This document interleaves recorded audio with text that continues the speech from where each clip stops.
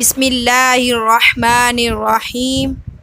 اللہ کے نام سے شروع جو بڑا مہربان نہایت رحم فرمانے والا ہے۔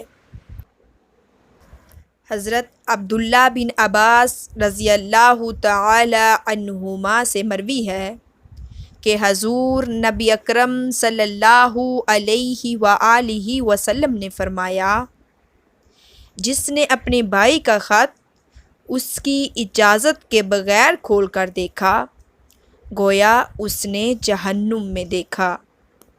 حضرت عبداللہ بن عباس رضی اللہ تعالی عنہما سے ہی مروی ایک اور روایت میں ہے کہ حضور نبی اکرم صلی اللہ علیہ وآلہ وسلم نے فرمایا، جو اپنے مسلمان بھائی کے خط میں اس کی اجازت کے بغیر غور و فکر کرتا ہے، وہ تو بس آگ میں جھانک رہا ہے۔